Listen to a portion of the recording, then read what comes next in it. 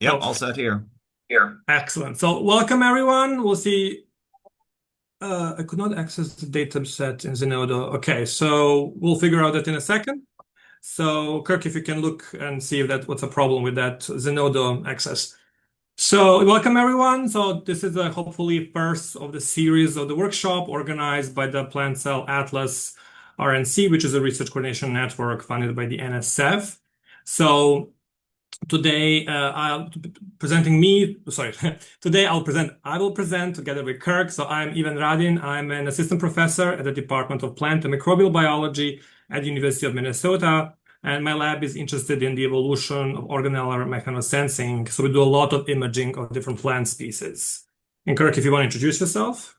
Hi, everyone. My name is Kirk Czymmek. I'm at the Donald Danforth Plant Science Center in St. Louis, Missouri, and my expertise is in plant microbe interactions, and I direct the Advanced Bioimaging Laboratory and do also a lot of microscopy.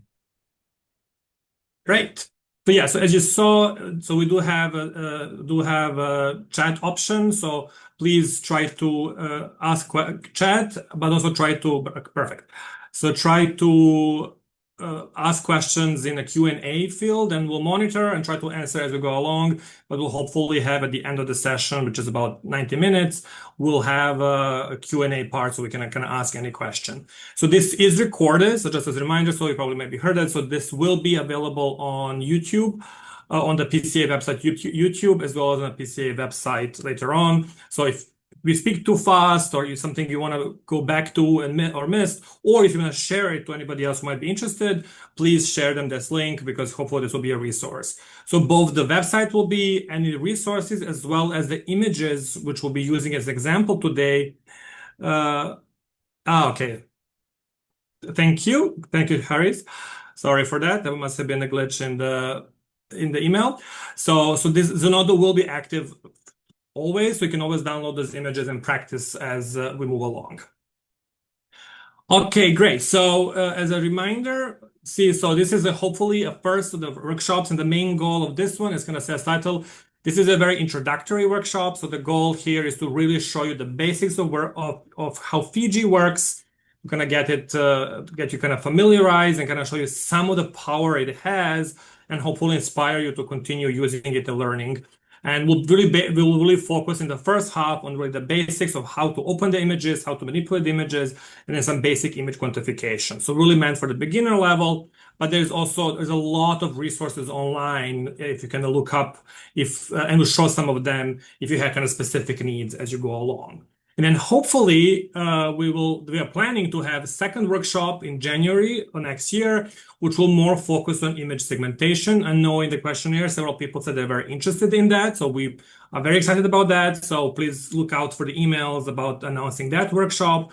And then hopefully the third one will be in the spring of the next year, where we'll focus on the use of the AI image in the image analysis. And so first, kind of before we get started, a couple of things. We already kind of been addressing this. So we are using Fiji, which is essentially a version of ImageJ. Fiji stands for Fiji is just ImageJ. And here this is the original paper, which kind of describes it. And generally, it's good to cite this paper if you are using Fiji in your image analysis in your publications. And Fiji essentially comes preloaded with a lot of programs and plugins, which are really helpful for the plant biology and microscopy. So generally microscopy and general image analysis. But you can always download more things, and we'll talk about some of that stuff today. So here is the download link in case you haven't done it before. You're welcome to follow along today with us, but you're also welcome to just kind of watch the video later on and kind of repeat and kind of practice these commands we sent you. And then, as you just said, so that we also have a Zenodo repository where we put all the images we are using in today's workshop, and you will be able to kind of download them and then repeat this analysis as kind of like a positive control as you're trying to optimize your analysis. And this is a kind of like a follow-up on the recent publication we published as the imaging committee from the Plant Cell Atlas, where we introduced some of the best practices in a general fluorescence imaging in plants and how to report images. So we highly encourage you to read this. because there's a lot of really useful tips, and particularly how you should really report your images moving forward to ensure the scientific rigor and the scientific and reproducibility of the data as much as possible. Okay, so, and as I said here, the recording will be on YouTube. Recording will be on YouTube as well as on the PC Atlas, and we'll show this again at the end during the Q&A in case you didn't catch that. Okay, so we are ready to start. Kirk, do you have anything to add? Nope. Let's get into the tutorial. Okay. Yeah, great. So first, I'm gonna send you. This is a kind of like a cheat sheet. It's coming in the. Oops. It's coming into the chat. Oh, this doesn't allow me to do it. Wait. Can I send it to the chat, Joanna? The file? Let me see why you cannot. You should be able to. Give me just 1 second. Yeah. Okay, so we'll get started. So as we go, you will get it in a second. So essentially, it's just kind of like a summary of all these commands we have. But first, we will start with the image, which is called Chloroplasts 3D. And so, well, actually, first, we will start by downloading the different plugins, and just to kind of show you how to do this. And I think we send it in the original email. You had that download, and so we'll download the plugin for Olympus. So this is essentially plugins like an additional function. So here you have on the ImageJ website, you have a plugin for Olympus. You can download it here, for example, for Windows. And then it will give you different options you can download. So I'm using image. So this is for Windows, and then I can download the version. It's a lot of clicking, but here it's essentially downloads a file, which is called, in this case, a zip file. Sometimes it directly downloads the file. And so, sorry, it's going between my screens, so I have to move stuff back around. Okay. And you have this exe file. So in this case, it's an exe file, but it often comes, so you can just download it, execute the files. Or a different version is if you have the other one I had here an example of, which is this Jakob plugin, which is for colocalization. So you can download it here, and it's kind of this jar file, which is downloaded here, jar file. It downloads, and then you go to your Fiji, to the plugins, install, and then it just opens the command where you can just directly go to downloads or wherever you downloaded and just install it there. Usually, in my case, it's already installed, but usually it requires when you install a new plugin, it's a good idea to restart. So shut down your Fiji and restart it to make sure that everything is being recorded correctly. So let me double check to send you the file first. Nope, still not. Not sure why. No, it's still not allowing me, Joanna. Sorry. Everyone? Do you have it, set to message everybody? Yeah, it's everybody. Sorry. Everyone. That's okay. It says on my end that you should be able to, so I'm not sure. It's just giving me the red, no sign. Okay. Why don't you try sending it to me, and I'll try sending it to everybody. Okay, sounds good. Sorry, Yeah. everyone, give me a second. Or Kirk, can you send it to Joanna, because you have the file, and I'll just continue. So while we figure out that we thought that would be working, but there's always some glitches. So first we'll start to open. So I use an Olympus microscope, and there's multiple, and as you know, all different microscope companies have a different files or different extensions they use. So in the case of the Olympus, it's a so-called OIR files. The Nikon uses ND files, and have a different ways of opening. If you do have Olympus images, which is particularly useful, is you will see they actually have a special plugin which you can install, which is called OlympusViewer. And all the plugins will be here under the plugins command. And this one you can have a drag-drop command, and it will appear on my screen. And then you can take the image of your interest. So in this case, Chloroplasts, and you can directly drop it, and it's going to start opening. This is a very large file, so it's going to take a second for it to open, but it will start opening this file, and then you can kind of see this is the first image we'll be working on and showing you kind of some of the basics. So this is image of the chloroplast, which is expressing a couple of different proteins, and I'll talk about that in a second as soon as it opens.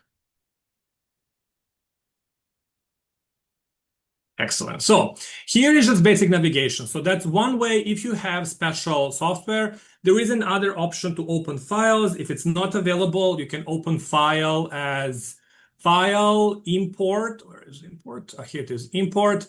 And then you want to do the, there. Am I missing the? If you're looking for file formats, it's down below. You have to keep going further down. Yeah. Just like, so weirdly organized. Yeah. Here, bio. Here it is. So you're going to open the bio formats. Check the, yeah, okay, not that now. And then you can open the same way. It will kind of import the file, and Kirk will show with some of his file later on how to do that as well. You can also just directly take a file and drag it here, and it should start importing it directly. The benefit of doing this through like a bioformats import and not just directly opening is because then it kind of loads all the metadata. So which means all the data which is a part of the image. And you can kind of see here, so we kind of have this original image. And you will have two different sliders here. So this one is showing different channels. So this we have a channel 1, which is the GFP channel. In this case, this is a protein which sits in the envelope of the chloroplast. So it's going to surround the chloroplast. Channel 2 is a cytosolic signal. So just entering the cytosol. So yeah, okay. And then the third one is the autofluorescence of the chloroplast, and then the third one is essentially the transmitted light. The fourth one is transmitted light, and the other channel here is the through Z. If you would make a Z and time, there would be another panel, so you can actually kind of control this. And a really nice, simple kind of navigation is if you have a mouse. If you have a mouse, so the mouse wheel will navigate through the first slide. So whatever is the first slider, just lorting your mouse wheel will go through that slide, so it's very convenient. And then if you press Shift, you will actually, if you press Control, you will actually go through the second, and then use the mouse wheel, you will go through the second slider so quickly. So when you're having a larger slider, it's kind of really easy to navigate as you go along. And then if you press Shift and then use a slider, it actually zooms in and out. So it's actually the image becomes bigger and smaller. And so you can see, and so here is kind of the magnification of the image. But this is kind of the basic kind of how you navigate. And then going back, why is it important to import files properly? Because then you can actually see the metadata. So it's very important. The big advantage of using these original files from the microscope company is that all the data from the microscopes, all the imaging parameters which you need to report for your figures is present here. And so in this case of Olympus, it's directly really nice because they have a direct, so if you can, they have a command to show OlympusViewer, ShowInfo.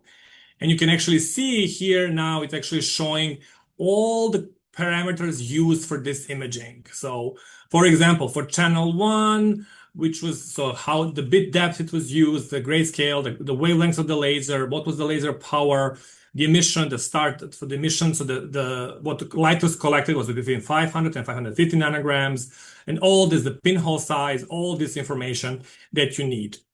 If you're using other format, it's going to be in the command of images and then show info.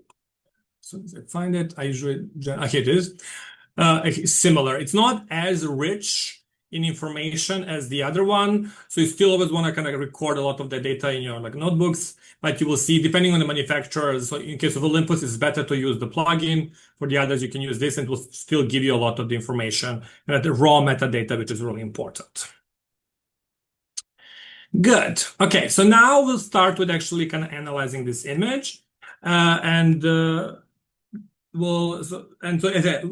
this will be in a file, so all these kind of shortcuts, so you will not, as soon as we figure out worst case scenario, we'll send you a file afterwards, an email, but hopefully we'll send it in the chat soon. So yeah, so now this is how you open image, a kind of basic analysis of how you navigate the image. So first things first is very important command in Fiji is you always want to duplicate your image. So the best way, and yeah, I forgot to mention, so there's multiple ways of calling commands in Fiji. So one is you can go through these process and just find them, like process smoothing, make smoother. But you can also, there's this also command bar here, which you can click and then type smooth, and then it's going to actually give you, if you know the name of the command, it's going to take you the same place. And then it's going to execute that command. Or if you're just running an image, oops, what did I do? So, or if you're just running an image, if you're here, you can just press L on your keyboard and it automatically is going to start. So you can start typing in a smooth command, for example, smooth command. And very important to note is if you have multiple images open, whichever the image is the last image you clicked, and if it will be on the top of the stack, that's the image that the Fiji is actually going to apply any of the commands that you might want to apply on. Okay, so the very important command, which is very useful, is the one I particularly like, is you can always, first thing, when you have an image open, first thing, duplicate it, which you can do it under image duplicate. And here it gives you an option to change the title. And then it can give you an option to duplicate the whole hyperstack. So for example, in this case, it's going to copy everything, all 4 channels and all 34 Z slices. So why do we do this? Because if you make any changes accidentally or on purpose and you want to go back, sometimes it's really hard to do that without like reopening the image. So it's really good as you go along to make a duplicate to have a backup to go back. And another reason is you never really want to directly modify your raw images. So this is a raw image from the computer. So that file should always stay as kind of unchanged. If you ever need to go back and reanalyze, you don't want to make any permanent changes on that file. So it's always good to make a copy of those files, and you can kind of see to just keep track. The Fiji adds a name, so it becomes area level 1, area 1, and it's that 1-1 as a new name. And other way of getting there is actually also a Shift+D. So it's a shortcut. So as I mentioned, you can have directly find commands here. For example, image duplicate. You can also say here duplicate. Oh, I don't know why it's not waking up. Yeah, it's not duplicate. Or you can have a short key for many of the commands like duplicate. In case of duplicate, it's Shift+D. It will allow you to do the same thing. And here, you can also, one other really useful command here is, for example, if you don't want to duplicate the whole thing, you can just tell it like, I only want to duplicate channels 1 and 2 and slices 14 to 27. That's only the stuff I need. The whole image is too much big for what I need. It's actually going to do that. It looks the same, but now you only have the 2 channels and you only have less slices. So it's a very useful command to do. Okay, so we will leave this file on the side. We'll shrink it so that slide we don't as a backup if we need it, and we'll kind of be working on this file. So first thing first is to kind of how now you have your duplicate, you know how to manipulate it. First is going to set colors appropriately. So these are called the lookup tables. Essentially, this is how do you present. So the microscopes that don't really record color, they just record number of pixels or the intensity of pixels on a scale, and it's always a gray scale. But we can then apply different colors, especially if you're using a multicolor image. And so in this case, and you can change that color by applying here the lookup tables, which are here LUTs, and you have many different options. So for example, I don't want green. In this case, I want to say I want blue. I would caution with blue because as you kind of saw, it suddenly becomes much harder to see. We as humans are really bad at seeing grays or scales of blue. So you kind of want to generally, if you have only a single image, you probably usually want to use gray because you can see with gray, we're actually really good seeing the different shades of gray. So we can actually see the much more details versus when we actually use color, especially blue, because it's kind of hard for us to see. So if you're showing a single channel fluorescence, usually the best is to show gray.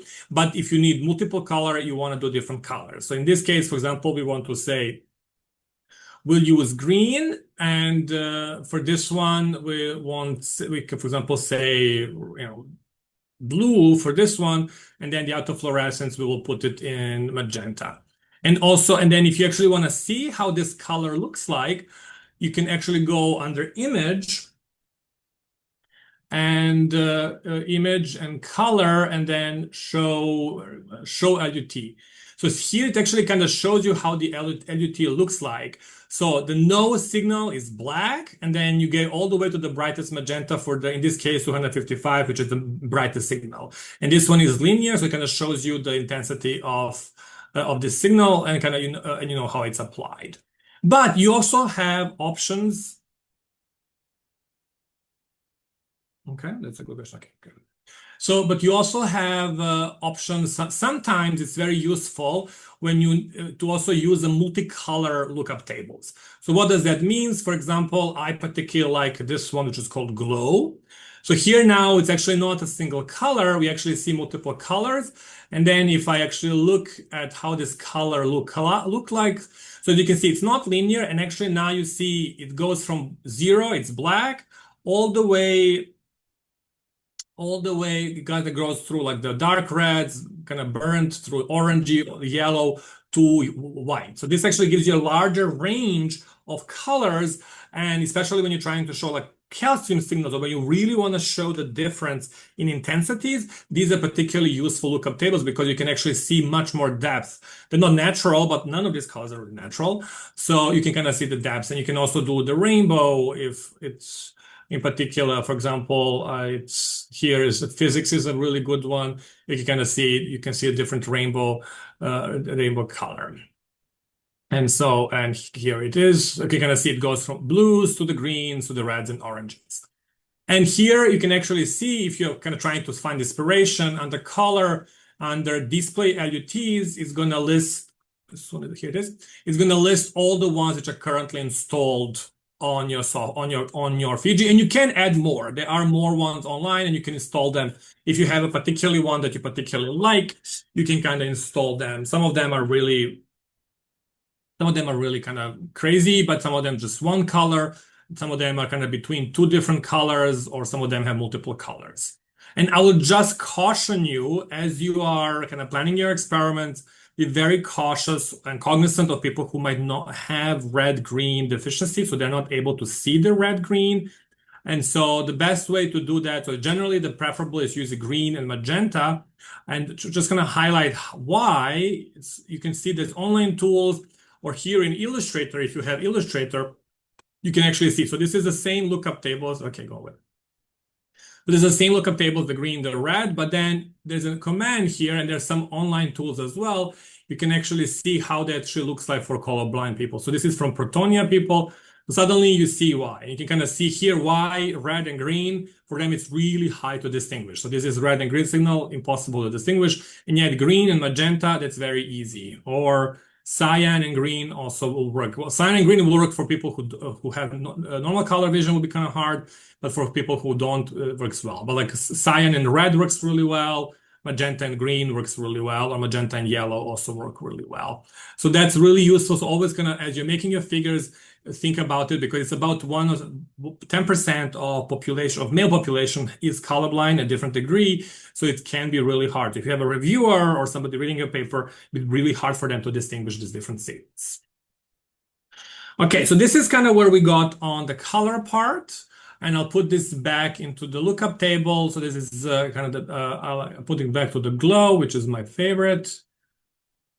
And I'm sure everybody can have their own personal favorites. And so now we'll see kind of if you want to adjust the brightness of that image. Like this is not bright enough. You, for example, want to do it. You can do it under image, adjust brightness and contrast. And here you will see kind of the scale. So this is actually the full scaling of the graph. Full scaling of the graph. So this is all the colors. And you can see this is a histogram. So the blue little things, so these are actual pixel intensity. So you can see most of the pixels in this image is actually really low, and the most of the graph is actually not filled out. But that's what it shows here. So that's black, that's all the way to the white. That's why we're mostly showing it this color. But if I do this and change the maximum, so what I'm actually doing now is actually changing that scale, and it's resetting the scale to make it brighter, because actually I'm actually shrinking that window. What is it between the darkest, which is black, or the brightest, which is white in this particular lookup table? Let me open that so just it's easier to follow. So color, show, like, okay, here we go. So that's the darkest is bright, so the yellow. So now suddenly we all have this. And you can kind of see, but you also see there is this blue signal that appears, is because this particular lookup table has what is called overexposure setting, where essentially it shows you where the pixels which are over the intensity, or what is kind of like within the within. So it's like, so that's a maximum intensity. So there's over the maximum, over the 255 of this lookup table. So then even if it's like was actual value was just 1 or 2 levels higher or 10,000 levels higher, it's going to show all of the same in blue. So you have to be kind of careful both when you image to avoid this, and also when you're doing these adjustments, not to kind of create this really complex signal. Like if you're using just a regular color, this will not appear. But for example, oops. Okay, go back to cyan. So here, if you do the same thing, you will not see that color, but now all these bright pixels are essentially the same value. And so you have to be very careful. If you press, so right now, this is just changing the look, doesn't actually change the value. If you actually hover over the pixel at the bottom of the Fiji here, it shows you the value, like shows you the coordinates, and then shows you the value. So they actually do vary. But if you would press apply, it would actually shrink that, separation, and those pixels which are now over will all become the same. So you actually cut your data. So generally be very careful with apply command and only apply it on a copied of image, so never on the raw image, and be cognizant if you apply, you can't go back. So it's going to actually cut. So if I actually say it now and apply, it's going to rescale.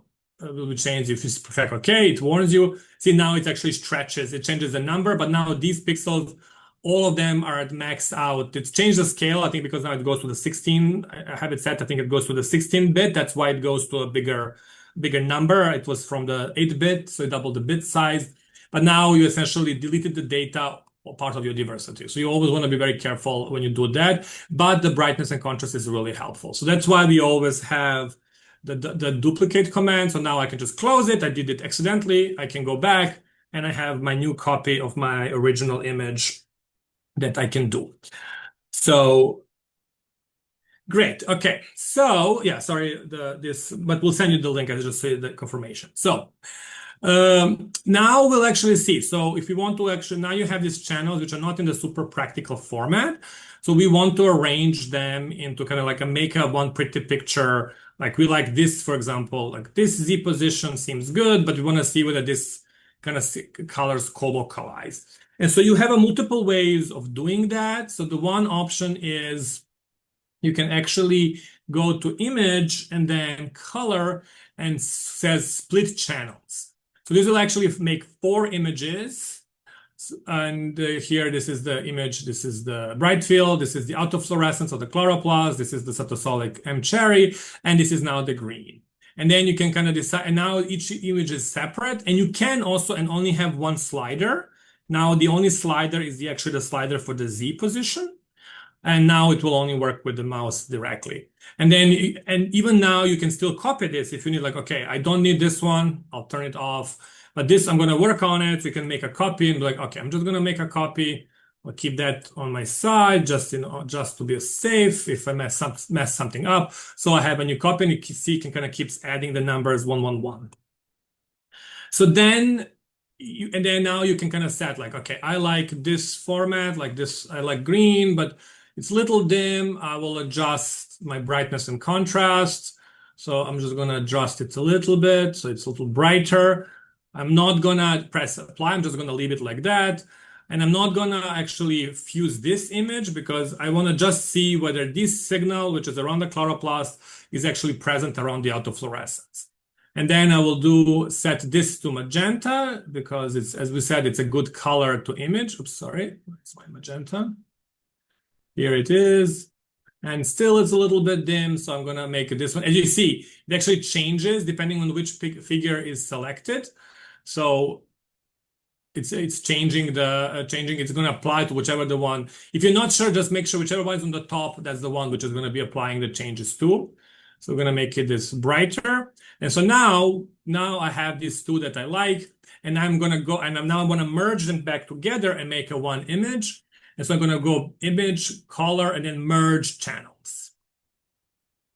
And so image, color, merge channels. And now it's asking me in which orientation, how do I want to do this? So I want to say that channel 2 will be green. So it's giving me all the options. So I want this image to be my green channel, which is area 111. So it's this one.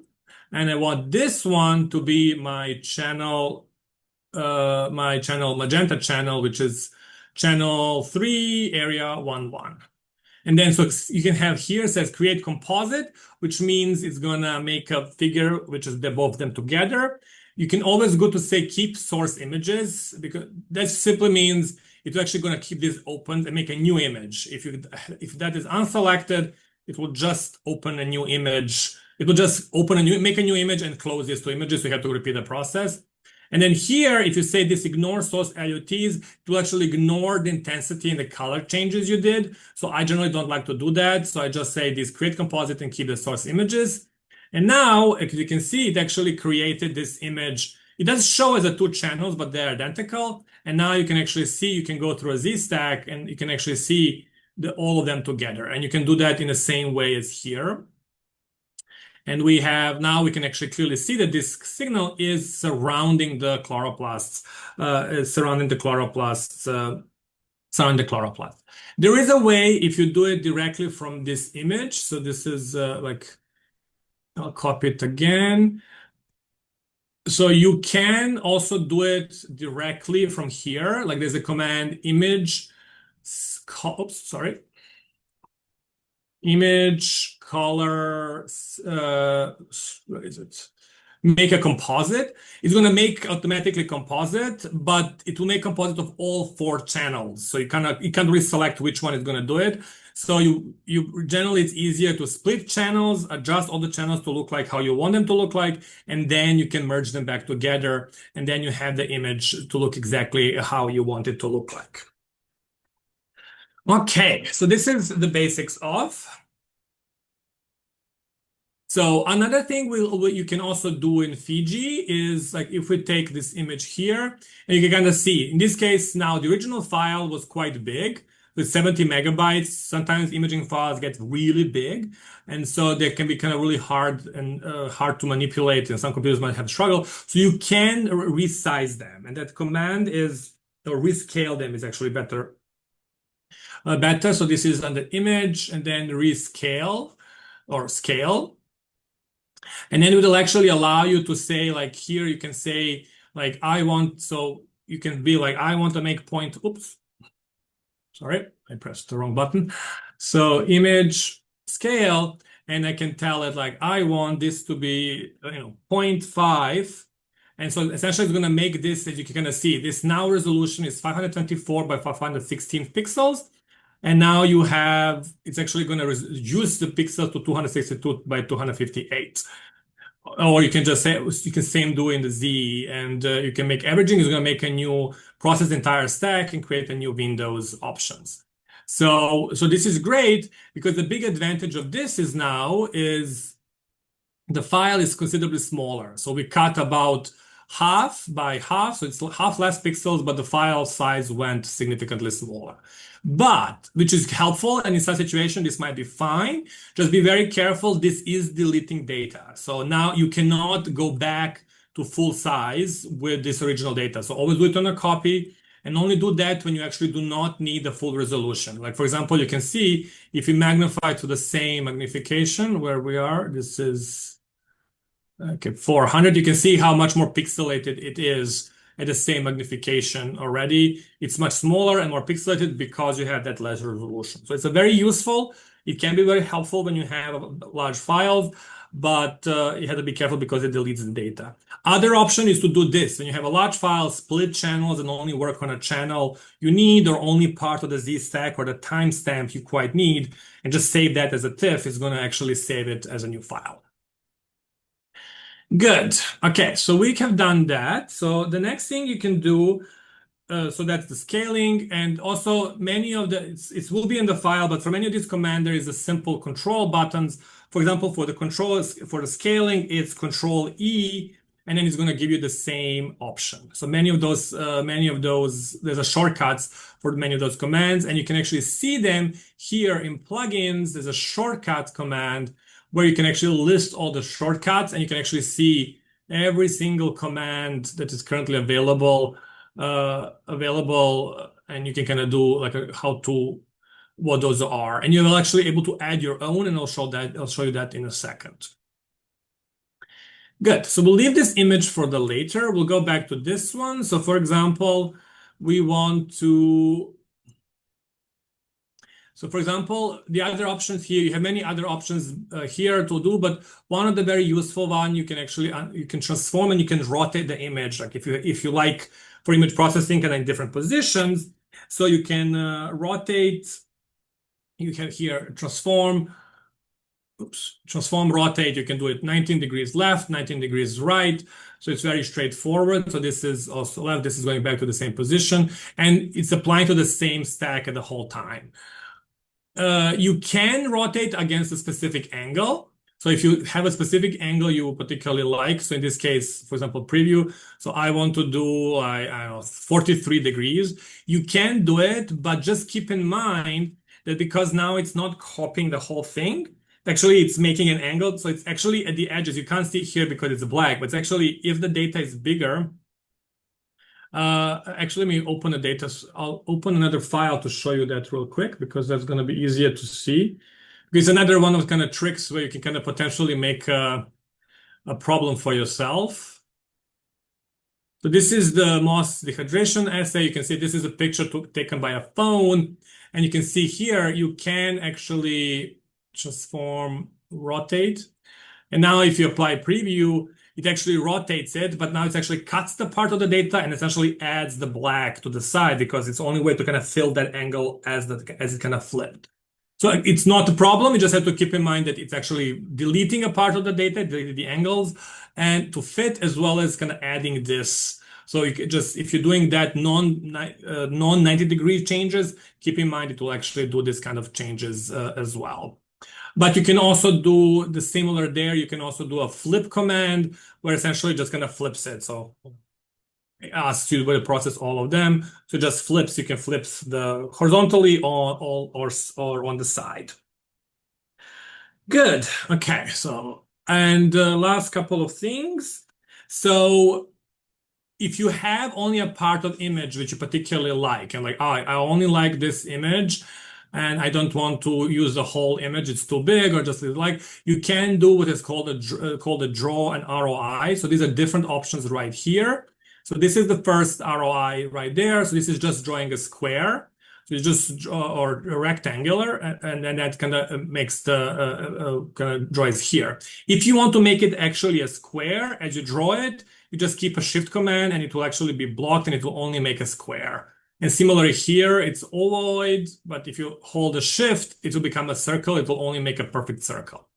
So that's useful. You'll see here later on for data analysis, but it's also very useful because you can actually use that to crop the image. Like you only like this section, you don't need all this black. So you can select and you can always move it around by just clicking the area in the middle. And then you have different options. One option is you can say crop. So you can just find the crop command, which is under edit selection, if I remember correctly. And then there's more of the stuff there. I think it's somewhere in there, right? I usually use the short, sorry, I forgot something else. So if you do have the one, I particularly like a command when I'm drawing this. It's hard to make consistent, but if you want to, especially if you're trying to make same figures and processing, you can draw this, and there's a command which is called specify. So which is in, just double check out the selection. So it's in edit selection, and it's a specify command. So this actually command allows you to specify the size of the pixel. So for example, I want this one to be exactly 325 pixels in both of its directions. So constraint meaning it's going to copy it. So I now had exactly 325. So if you are trying to make between different images and want to make them all exactly the same, this is one way you can kind of specify and you can say it. So like, and you can say that right there. And that's a command I use really a lot. So I actually have it as a shortcut. So as you go here, I was able to go shortcut and add a shortcut where I was able to say like, okay, whatever is empty, for example, like F2, and then you can go and pick the command you like. And that command was will now become a new shortcut. In my case, this is the, where am I? Yeah, so list shortcuts. For me, that's already as F4. So I can just press, in this case, I can just press, in my case, Fn, F4, and it's going to open this command really quickly. So it's very fast for me to navigate that process. And once you have that, you can then crop. So the crop is Shift X. And then actually this makes this crop, Or alternative option is or you can also just, this will actually remove the original image. If you don't want to remove the original image, you can crop, you can just draw the ROI and then copy and then say duplicate the stack, and it's only going to duplicate that particular section of the stack. Okay? So this is, again, usually the better option because it keeps this one and you can always go back to the original one if you need it. And conversely, if you actually, Shift X is going to crop it, but if you actually Control X is going to delete only the part within the ROI. If you ever need to mask a particular part, this is a way that it's actually going to do that process. Okay, I am running late. But hopefully I'm not going too fast. We were quite ambitious. We were trying to kind of cover a lot of ground. So this is all kind of the processing of images. The really important one is if you want to add actually a toolbar, a scale bar. So for any scientific image, you have to show the scale bar. For images which are already, I'm going to make a copy of this image so it's easier. So as I said, you want to be safe. And so as you can kind of see, because this is a file which came from the original microscope, it was preloaded. Okay, so this is preloaded, so it's already knows. So this is 524 pixels, and it knows this is exactly was 55.38 by 55.54 microns. So here, adding a scale bar is super easy. Here you just go to Analysis, Tools, and then Scale Bar. And here it gives you a bunch of options, and you can kind of play around. You can see how width, do you want 5 microns or you want 10 microns? The height of the bar, the thickness of the font size, the thickness. You can change the color, where it is. You know, it's like I want it there, and so on and so forth. So this is very easy. This is already preloaded by this option. If you click OK, it's going to actually add this, and then it will become a part of the image. And obviously, you can also make it kind of search here. Again, scale bar is going to appear right there. So it makes it really easy. But in many cases, you will have images which do not have directly recorded, they're not encoded with that size. So that's something, for example, which happens in the situations where you take a picture on a phone or a microscope, which is not encoded to kind of know exactly the size. And here I'm going to quickly open this is the other image. This is called Moss Image TIFF. This is a dissecting microscope, which uses a camera, but it's not encoded. So it actually doesn't know what this pixel size is. So it only knows number of pixels, but doesn't actually know the size. So what you need to do is actually, in those situations, you have to have a reference image of a known size, so of a scale, captured under exactly the same conditions. So here in the set, there's also says Moss Image Scale TIFF. And you can actually kind of see, so this is image taken under the same conditions. So same magnification, everything the same. You can see it's the same number of pixels on the same microscope. And okay, this is inverted. So transform. This is a good operation to transform. And transform, rotate. So now you can see it's a small slide, which is pre-laser cut with the scale. And each one of this is 1 millimeter, this was millimeter. So this is a point. This is 1 millimeter is a scale, and this is 0.1 millimeter. So you can use this scale. And what you can do is, for example, pick an ROI and draw it. So in this case, a line between the two lines. If you are holding Shift when you're drawing a line, it's going to draw a line in 45, 90, or 0 angle. If you not hold the shift, it's going to allow you to draw any angle. If you're holding a shift, it's going to draw exactly the line. So essentially what you can do is now you can see that is the size, and you can press measure, which is M, and Kirk will talk more about it, where you can just get the information. So now you know that one distance, which is 1 millimeter, is 334 pixels in size. So this is the reference, and now you can go back to this image because you know it's been imaged in the same standard. So what you do is then is I forgot, I think I didn't add it. So yeah, so you're gonna set scale. So there's a command that says set scale. You search it. It also gives you here where it is. It's under analyze, set scale, right there. And now you can actually tell it. So I know the distance in pixel. It's 334 pixels. It's 1 millimeters wide. Or you can put whatever whatever unit you might have, and you tell it okay. So now it's actually encoded. So this is now says it's 216 pixels, and now you can just look for scale bar and find exactly the same.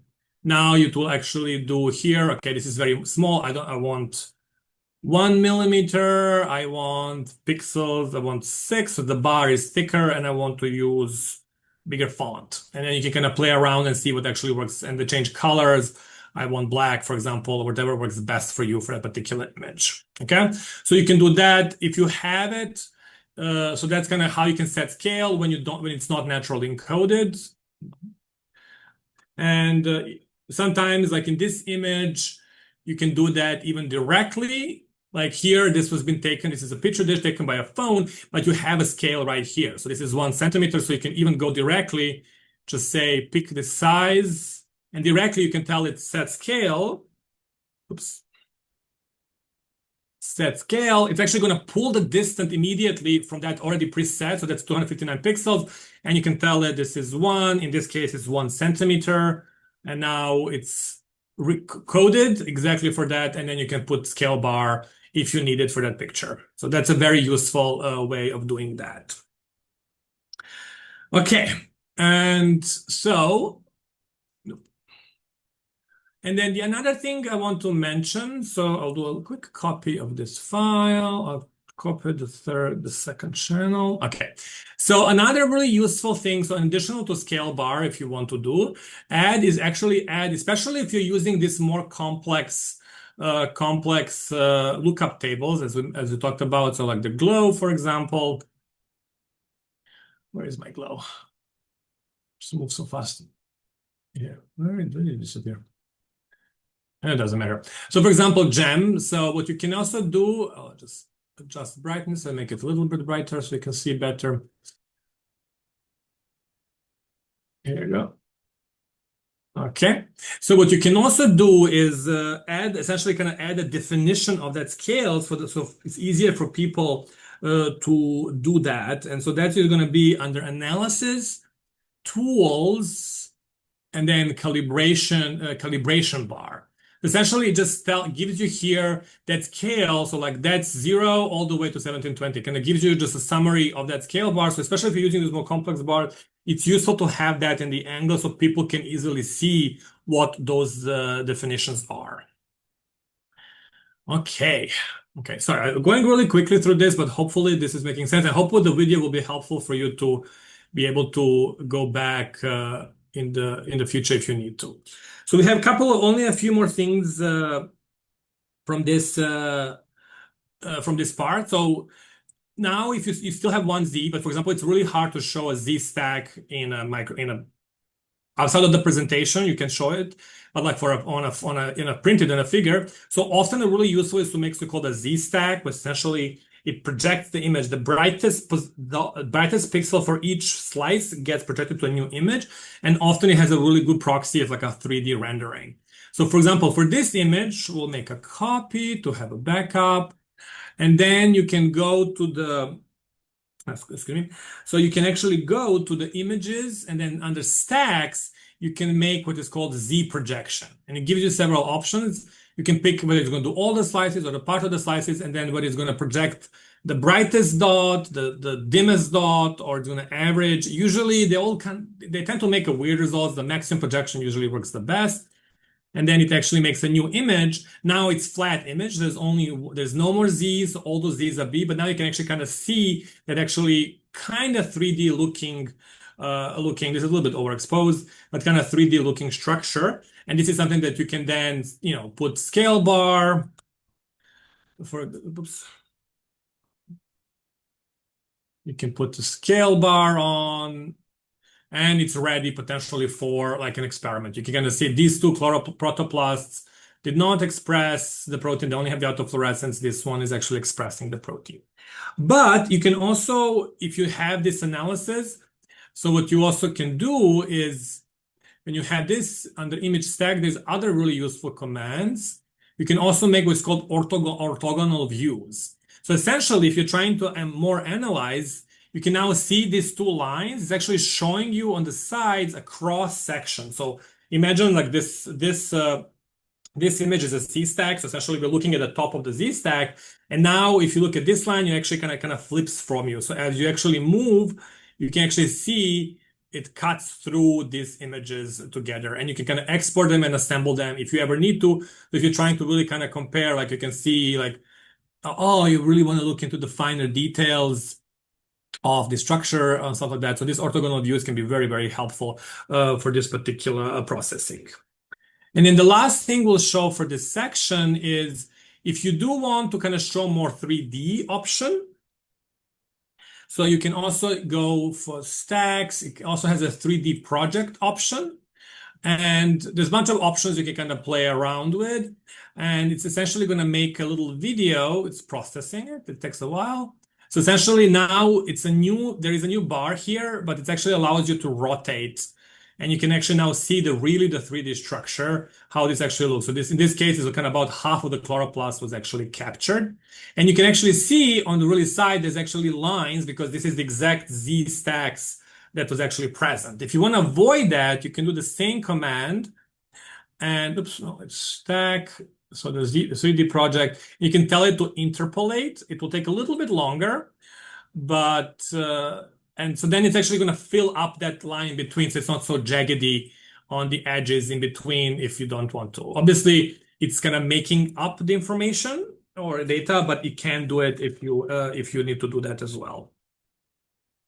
Okay, just give it a second to do it. Okay, so now you will see on the side, it's still a little bit, but it's much smoother compared to what this one is a little bit overexposed. I would change the lookup tables here a little bit. This looks very overexposed, but you can kind of change this a little bit.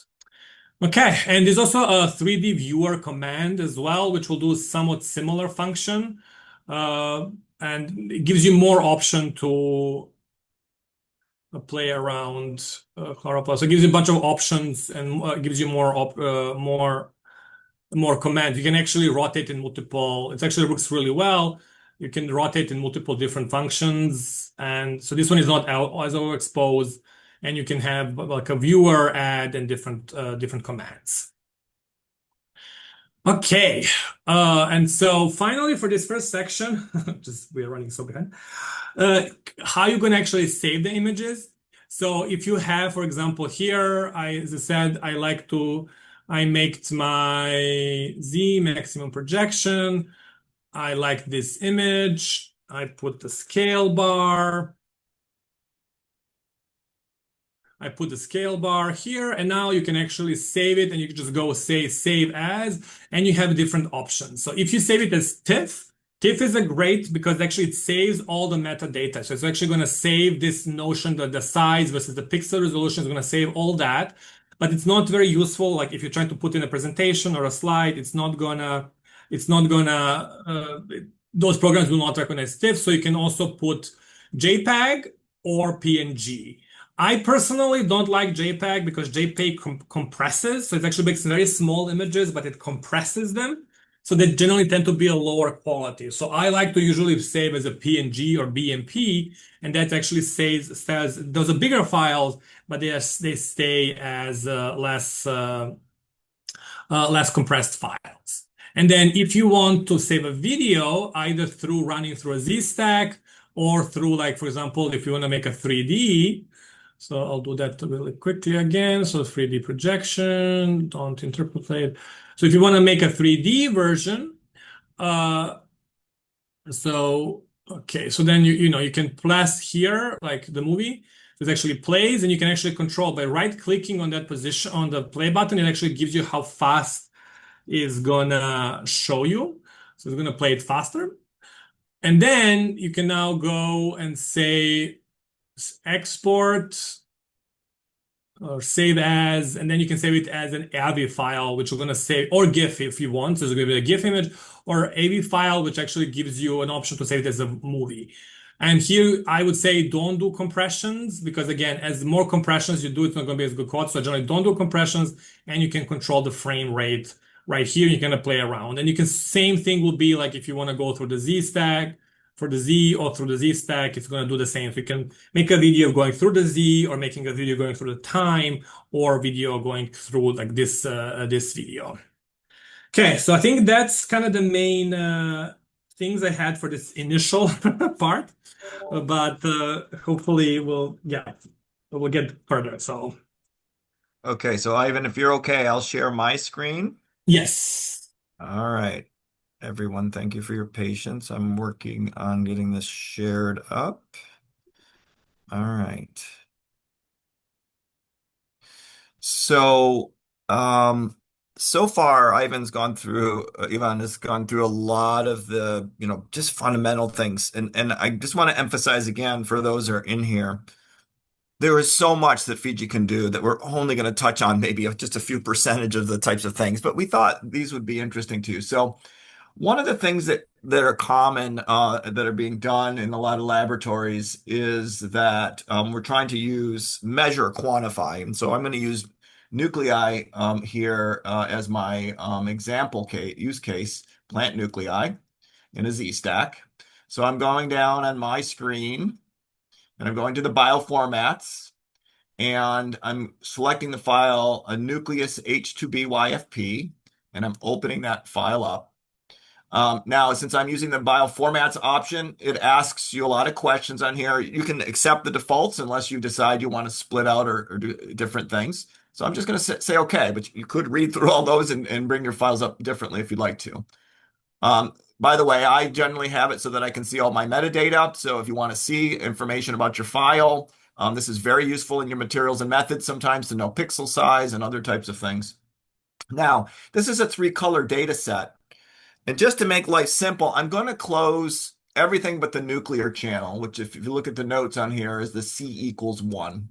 And this is one slice of a stack of 59 images of plant nuclei that have been stained with this YFP histone. So my next step is to make this into a 3D projection. So I go, well, before that, I always do one other thing. Sometimes when you're using Fiji, some of the steps you take are irreversible. And so sometimes I often, just as a habit, I duplicate it. I duplicate the whole stack. And I just move it off to the side just so that I have a comparison, but also so I don't have to reopen everything again. So I'm going in under now image and stacks. Some of you folks were asking about stacks. If you just want to do a straight maximum intensity projection, you can select that. There's other projection types, but I'm just going to do a straight maximum of all slices. But if you only wanted to do half the slices, you can do that here. Okay, so I'm going to click OK. So now I have my 3D projection of my nuclei, and I'd like to quantify how many nuclei, what their diameter is, and even what their average intensity is inside of the system. To do that, and to do the quantification of particles, and we're going to call them nuclei particles, you'll need to do a thresholding step on here.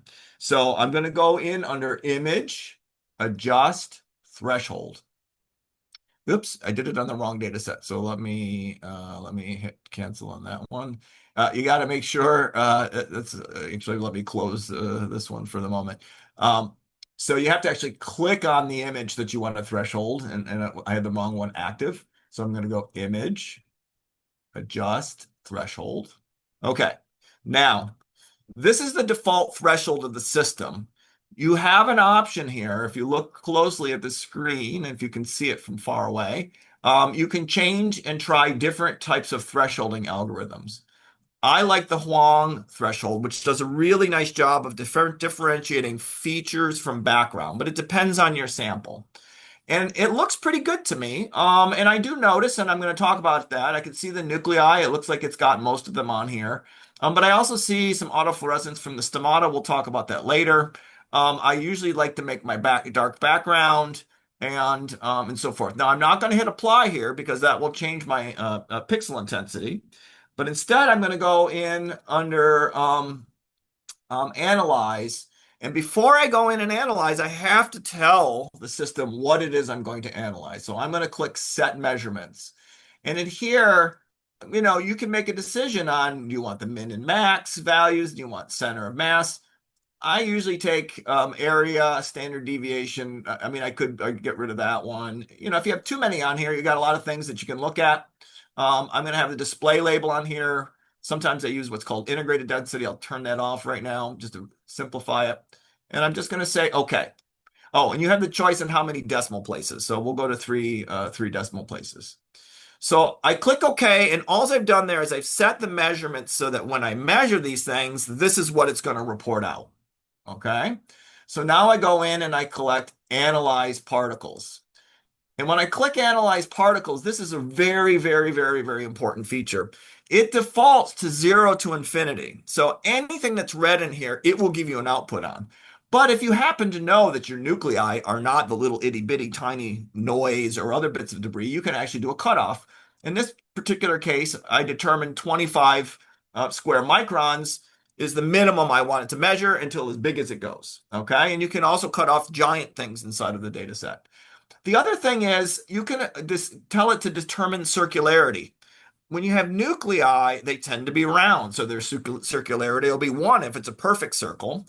But of course, these stomata are not circular at all. They're very long and linear. So I've kind of cut this off so that I won't get these things with a long aspect ratio. All right, I have display results, summarize, add to manager, exclude, and you'll always want to do exclude on edges if you're quantifying things, okay? So I'm clicking OK. So now I actually have a database on here which has all of the information that I asked it to collect. I have the area of every single one of these particles, and I'll move this over. And you can actually see there's 1, 3, 9, 11. You can see all your nuclei outlined, and you can see the ones that didn't outline. So it looks like it did a pretty good job. Folks, I'm always going to tell you that you need to quality control, check these things, but this is certainly a lot faster and probably more reliable than a human being going in and doing those individually. The other thing that I like to do, now you can take this and export it in Excel, but sometimes it's worth going in and doing a plot. And here I'm doing a plot of mean versus, I don't know, mean intensity versus area. And now you can get the size and the area and the actual mean intensity.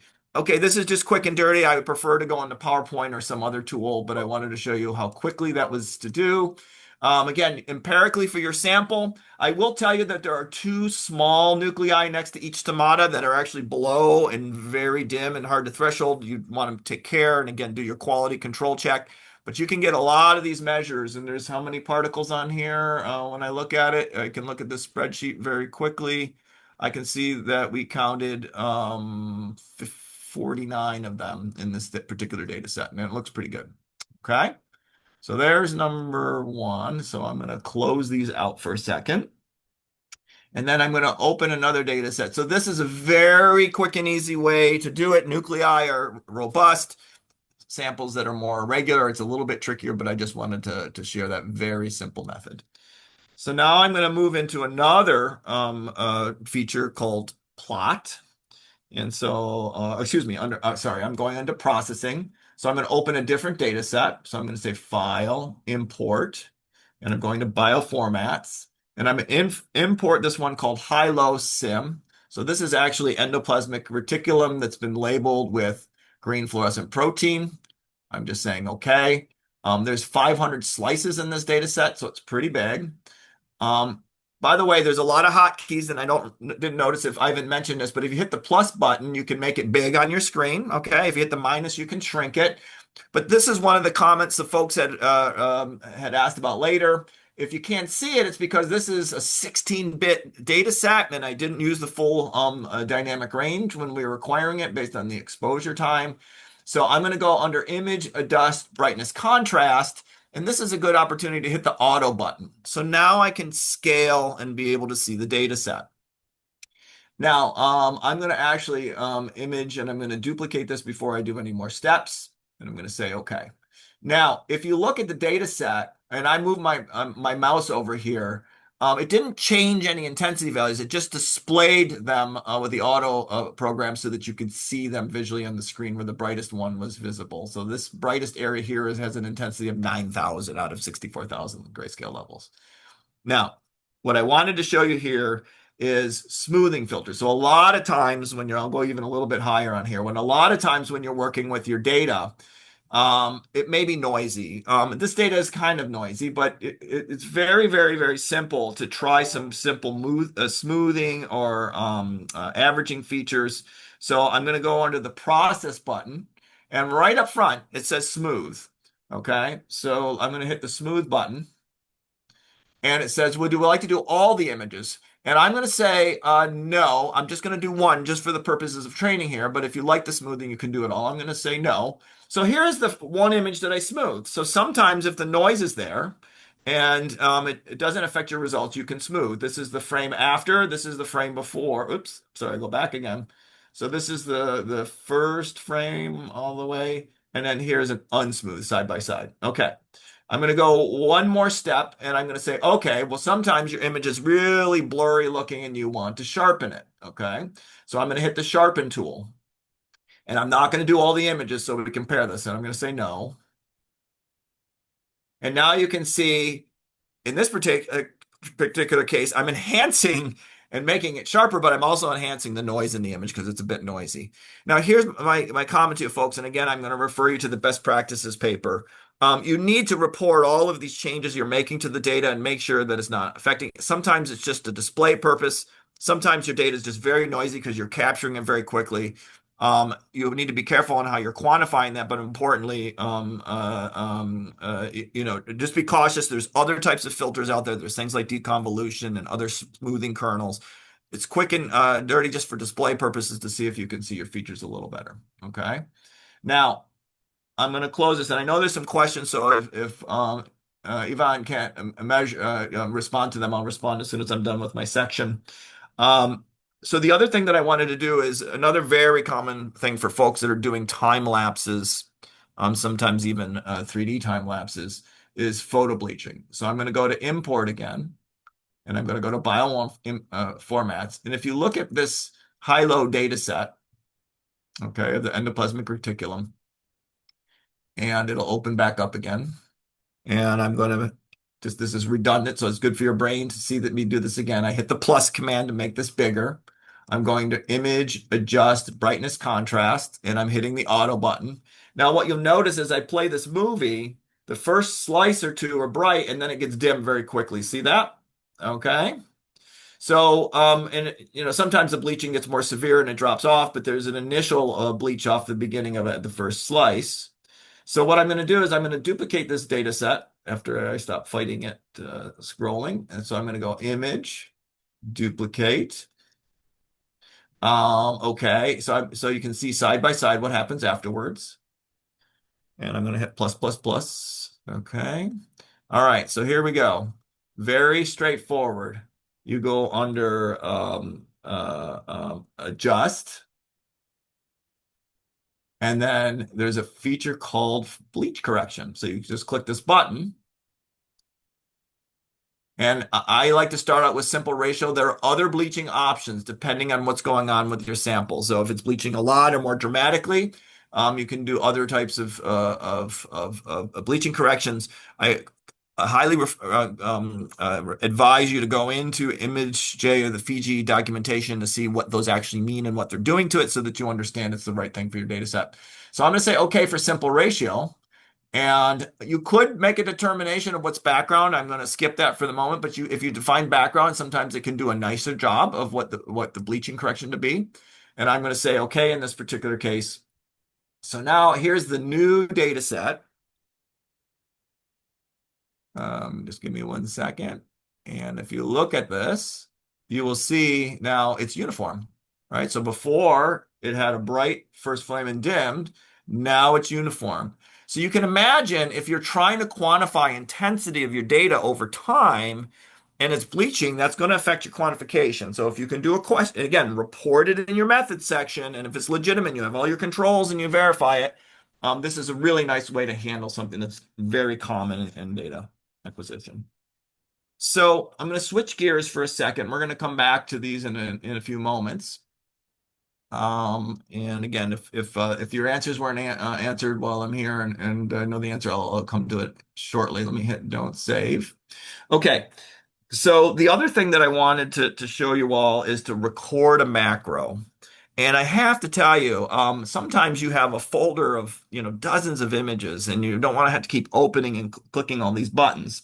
So what I'm going to do is I'm going to reopen this data set for a second. I'm going to import the nucleus data set. And here it is. I'm going to open it. And I'm going to have all the channels split out. So we're going to use this as an example. Okay. So the first thing that I want to do is because of the it takes a little bit longer. These are 1K by 1K by 59 images. I'm going to automate this process of several steps to change the data. So the first thing I'm going to do is I'm going to go to plugins and hang on a second. I got to go way up top. Got a long list here. Macros. And under macros, I want to hit the record button. So you hit record. And it opens up. Now, this is going to show you, now what's going to happen is I start doing things. It's going to actually make a line command inside of here. So the first thing I want to do is I want to go to image, adjust size. Okay. And it's 1024. You can make a determination. I'm just making it small for the purposes so it goes faster today. And I'm going to say resizing it. Okay. So anybody some folks are asking, well, my files are really big or whatever. This is where you can go in and make a change in the size of your file so it's a little bit smaller if you need to export it for whatever reasons. So it did that. Now, what you're going to see now is I have a new line on here. This is the command that it ran. So the next step that I'm going to do is I'm going to apply a lookup table. And I don't know, I'm going to put one called cyan hot in here. But let's just say that that's the one that you wanted to do. And then the third thing I'm going to do is I'm going to go under stacks and I'm going to make a 3D projection. And when you do the 3D projection, which Elon had already mentioned, you can play games with rotation and so forth. I'm going to take the default on here and I'm going to say OK. All right. So now I have this final data set. And if you look at it, I can play this and I now have a 3D movie. So that's probably, it looks like I did like 4 or 5 different steps on here that, hey, if you have a whole folder of data sets, let's just do it. This way. So I'm going to hit the create button. And when you hit the create button, you get a new window that looks like this. Okay. So here is our little macro. Now, any window that is active and open, so here's the nuclear one. I'm going to go in and take the chloroplast one. Okay. And I'm going to do the same exact thing. So I'm going to make it my active window and I'm going to simply hit run. And it's running through the whole program now. It's making the little movie. There's a 3D projection and now my little movie. Okay. So that was fully automated. I didn't have to click it again.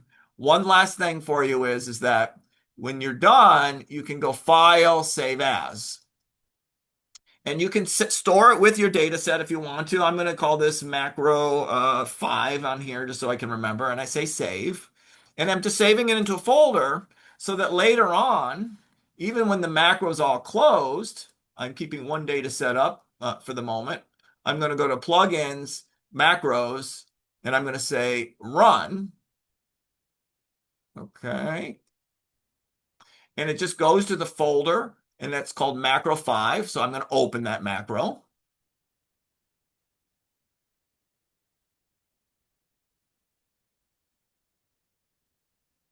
Oops, hang on a second. All right. I have to have the active file. So this is the file that I want to active. I'm going to try it again. Plugins, macros, run. And I'm going to go to number 5 and then open.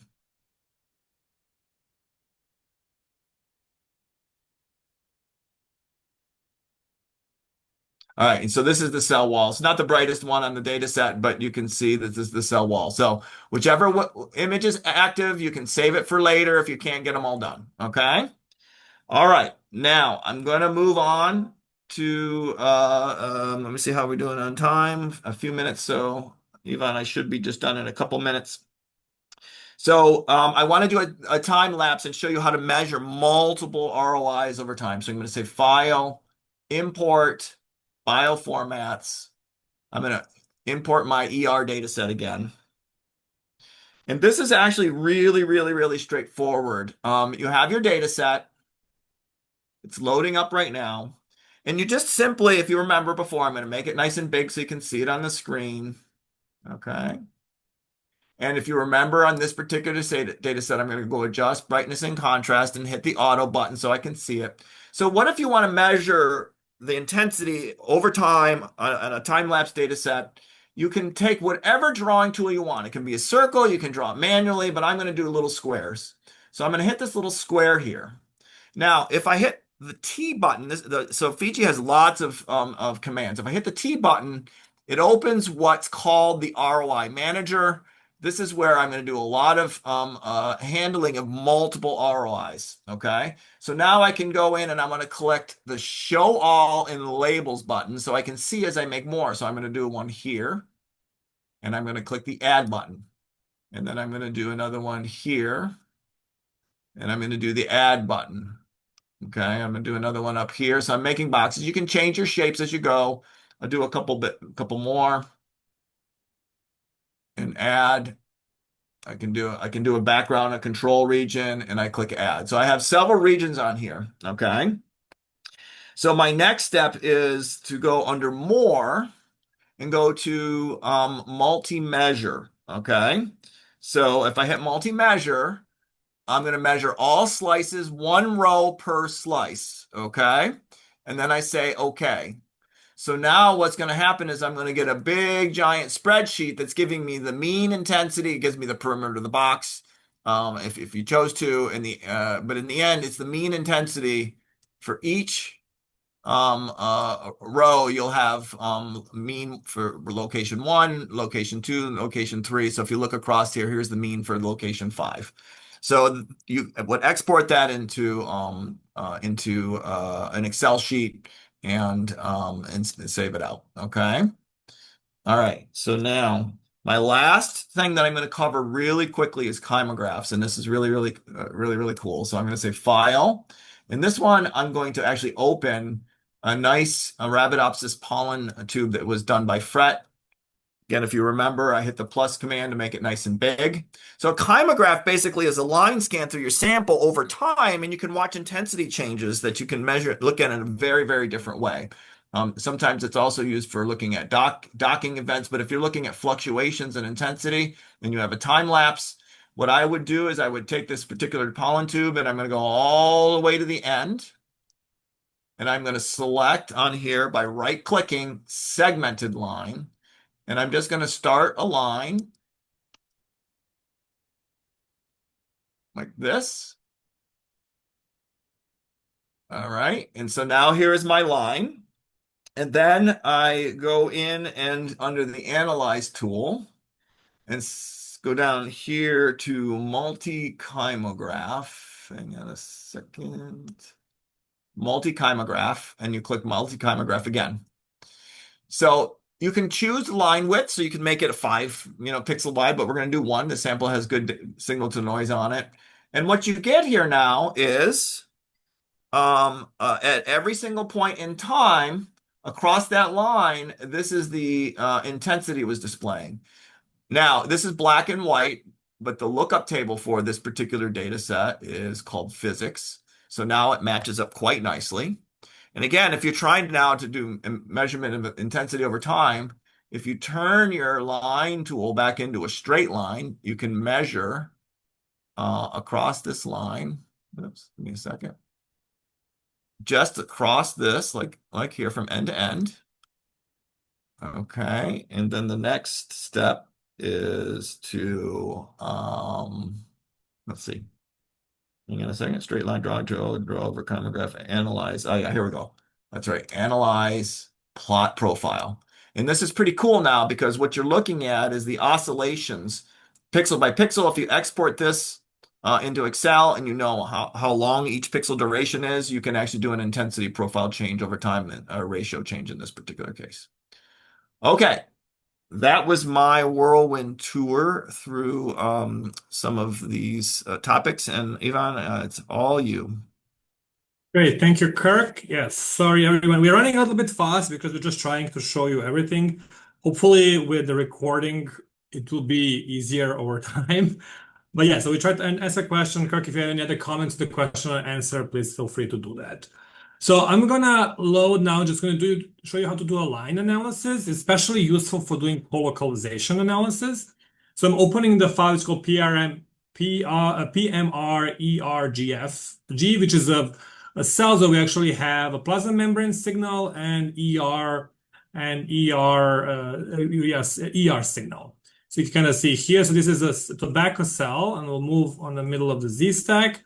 So this is the plasma. This is the ER part. You can kind of see the ER looks closer to. So this is the central vacuole. And you kind of see this kind of dotted line, and then the plasma. Oops, where is the plasma membrane? Here it is. So this is plasma membrane. It's much smoother. There's no real internal signal versus the ER is much internal signal. But if you want, let me just adjust the brightness a little bit so it's easier to see for you. Here you go. So we also have the autofluorescence here, but we don't really care about that one. So if you want, for example, in some cases, like for example, what Kirk showed you, you can do like line. So again, you can do a ROI and you can see if there's actually a difference between. So you're going to draw around here a very short line, and we're going to tell it to actually do a plot line. So under analysis, there is a plot profile command, which we already saw with Kirk, and you can actually see. So this is the one it showed kind of two different peaks on this channel. So we saw it here. So it goes through from the beginning of the line to the end of the line. So no signal, then it's very intense signal. So this is the one ER, the other ER. And then we can do the same analysis. And then you can go here in data, either save data or list data and just export this whole data into and the Excel and then assemble them.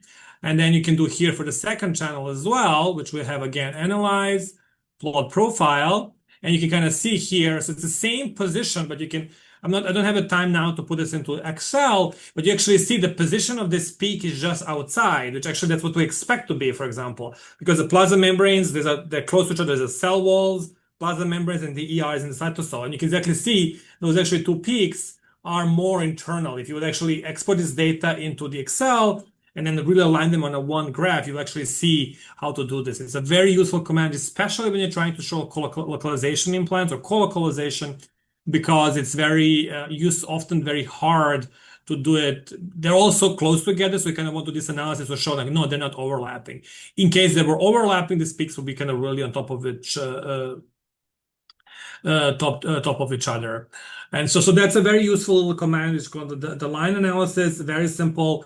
And you can also saw here analysis. The short is Ctrl+K is a short for that. Several of you asked in the survey about colocalization analysis. I'm going to show you that really quickly. So we're going to split these channels.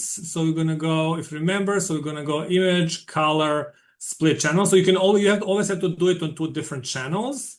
So we're going to try to colocalize and see, is there a colocalization between these two channels? So you can do it in Z, but it gets a little bit better. So it's better to do it in just one slice. So we'll pick this one. So for example, 11. So we'll copy. We won't duplicate the stack. We'll just duplicate the one. And then we'll also duplicate this one. So now we have these two pictures, and we want to see, is there a colocalization between them? And there are multiple different, there's a default plugin for the image J. I personally like this one, the Jakob. We send you the link to it. which actually I think it's easier to use and more simpler. So it gives you here, it automatically recognizes a channel. So it's a channel C1. Okay, we want, so we don't, this one is a Z stack. So we want this one, which is -1. And this one, I don't know why it's making them disappear, but this is what we want. And then you can have different options. So the Pearson coefficient, M1 coefficient, overlap coefficients, and then cytofluorogram is the one I usually particularly like, and you tell it to analyze. Okay, so, and here, I don't know why it closed the images, but it kind of opens the bunch of different information. And that's the information you can actually kind of show really important about the chymograph. So essentially, this is a cytofluorogram is really useful. Essentially, it says for each pixel, it determines the intensity of the color in both channels. So in this is the first one. In this case was the green. In this case was the red one. And you can kind of see, ideally, if it's a perfect colocalization, they would all fall on the same line. In this case, you see there's some which are together, but a lot of them are separate, and they're like, when you have much more green than you have the red, or vice versa, suggesting that it actually is not a complete colocalization, which is actually what you expect, because these are actually in ER, remember, they're close to each other. That's why we have some overlap, but they're not full overlap. And then these coefficients here, you can calculate two different coefficients. So the Pearson coefficient, for example, is measured between -1 to 1, with 1 being perfectly overlap, and -1 perfectly anti-overlap, meaning it will be each pixel which is green is never red, each pixel which is red, there's nothing green. So this one is 0.553, which is low. I would not call this colocalization as you would expect. So the Pearson coefficient is very good. And then also I like the Manders coefficient, M1, M2, which essentially tells you how many, it's a fraction of how many of pixels A, in this case, the green pixels, actually have the red signal. So 0.76. But then how many of the red pixels actually have the green pixels? It's only half of them.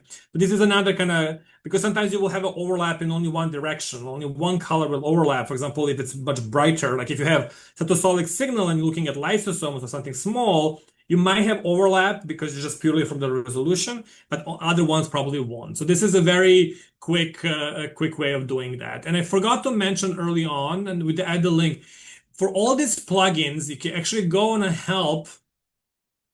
And there is where was this? ImageJ on the ImageJ website. So all the plugins, you can go on and help. And here there's actually plugins report plugins.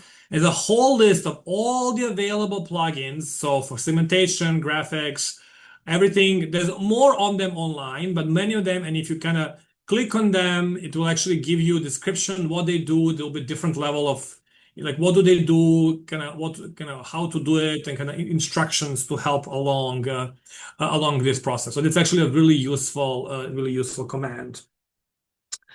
Okay, so that's a colocalization. And the last thing we're running late. I'm sorry, we won't have time for questions. I will apologize for that.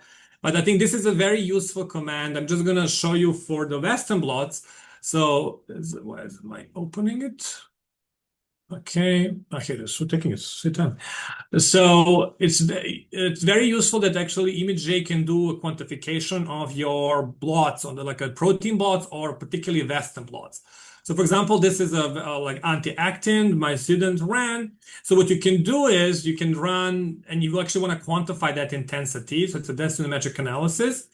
So what you do is, for example, what we can run is we can draw an ROI, a square usually, and then kind of select it within the area of your interest.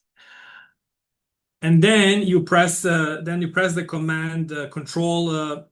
It's a control one. So control one, that's defaulted. Oops, control one. So it actually selects one. That's the first channel. And you move it to the next one. It doesn't have to be on the, you want to center it. It doesn't have to be on the center, and you press control 2. So control 1 tells it it's beginning the process, and then control makes a new one, and you saw it aligns them all together. Then you can put control the third, again, control 2, and then until you go all the way to the process, control 2, and then you press control 3, and then you actually see the intensity of these graphs. So in this case, they're very low. So what you can do is directly measure, there's really low background here, so it's practically no, so we can just directly measure this one tool and just click in the area underneath. It's actually going to measure that area. So that's the intensity of the first one, second one, third one, fourth one. And you can kind of see, even based on the eyes, you can see this one was weaker. The second one is almost 50% brighter compared to the first one. In some cases, the background will be much bigger. So what you can do, and you only want, and there's multiple peaks. There's a small peak here. So what you can do is just draw a line in ROI across the bottom, essentially making a cut in all of them in the same position. And now the one tool will only measure the top on that kind of closed off area. So it's smaller, but it's going to give you more if you have kind of multiple peaks. It's very useful. So that's a really useful way. You can do it on the blots. I particularly like on blots.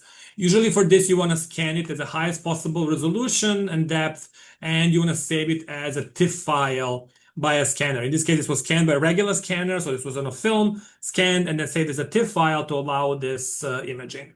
And I will just kind of give you a little warning. So these images, as you kind of saw, they were really nice and sharp tips, peaks. But if you are overexposed, for example, in this band, so this is just a longer exposure. And I will actually, let me do this one first. So this one is a Control+1, and then we'll do this one, Control+2, and then draw them. As you can actually see, now these peaks are not sharp on top. There's actually a flat area because this has been overexposed a little bit. So actually you can quantify it, but essentially, ideally, you are actually losing a part of the signal. So you always want to quantify on the ones that you don't have that saturation. Same with microscope images. You never want to quantify, but you have the saturation. You want to have a nice clean peaks like this one. You have a nice clean peak, and then quantify that and don't have the saturation process. So I know some of you asked also how to do the ratiometric images for fret analysis. We don't have the time, clearly, to do this. I have left in the instruction we will send you. Again, I apologize we couldn't do it now. I have left a reference to a paper, which is a really nice outline how to do this analysis. And so I left in the notes, there will be kind of reference to the paper and exact steps you have to do to kind of how to do the fret analysis for that to get ratiometric images for fret. And so, yeah, that's all we have. Sorry we'll be so fast. Kirk and I am here for a few more minutes. We're happy to answer any lagging question that people have. And I don't want to keep people who might have been, have other obligations. I don't know, Kirk, if you have anything else to add. No, I'll stay. The other thing is if you have a second before you leave, if there's a topic. Okay. So, yeah, I can answer the question. So what is the unit of intensity area in the Western blot? It's not, I think I would call it like AU, arbitrary units. I think it's a surface technically area, but it doesn't really correspond. It's essentially measuring the surface of that graph or under the curve.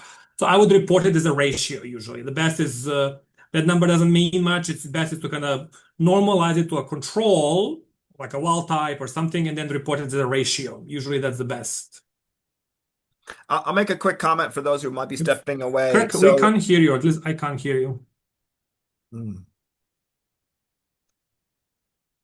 I think we can hear you on our end. Oh, so maybe there's something. No. All right. No, I hear you. Okay, sorry, folks. If you're about to leave, so we covered a lot of ground today. There's no doubt. We have others intended in the future. But before you leave, and I know we've got a survey of folks on what types of things they'd like to cover, but you can go ahead and say, I'd like to have this in another session. We're happy to come and do it. Maybe make a more high-end types of things that might not be covered in others. So feel free to add that to the question and answer, and then we'll record it for later. Okay. Oh, someone wants EM segmentation. Okay, something I know a lot about. Yes. So I tell you what, I will make sure there's an EM segmentation on that. Okay.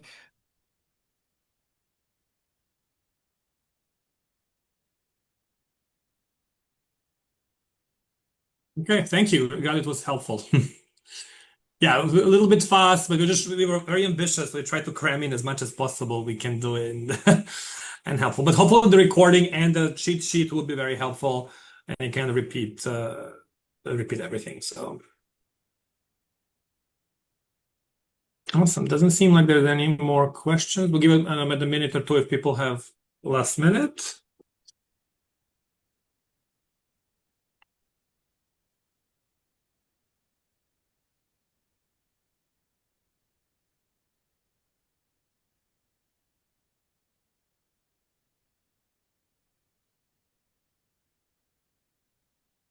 Where can you find useful scripts? Mm. Okay. I think if there's any other answered questions, because those are it depends on the application, to be honest with you. So that's very specific. Yeah, I mean, I know people put on GitHub, like if people make their scripts for like specific, if you find in a paper, usually a place like GitHub, but they will usually reference in the paper if they do so. So it's not really essential. For plugins, usually most of them are listed in that link on the Fiji website. For scripts, usually I had to have to know somebody, or people will put kind of reference in a paper, and usually GitHub is a place where people go there. I think there's how to create scripts. There's a little we can get a little document that we Mhm. can send along for folks who want to try that and can do a little command line. Yeah, okay. There was somebody, I think, raised their hand. So someone asked about Leica have a plugin. The answer is yes. Earlier in this question and answer, I sent a link on how to actually look at LEI files and LIFT files. That will come along in our response and we share that. Okay. It was earlier in the thread. Yeah.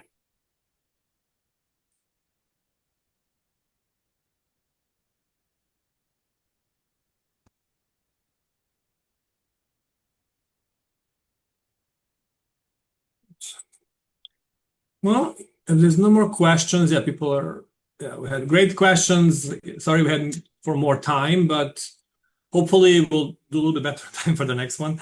But thank everybody for participating, and hopefully you'll find this useful. And again, the goal is just to show you how powerful Fiji is and kind of get you motivated to start using it and kind of learn. Internet is a great resource. Just often Googling how to do this in Fiji, people leave a lot of useful tips, and sometimes even scripts. That's another way you can potentially find like plugins and scripts that might be helpful for a particular need that your own research needs.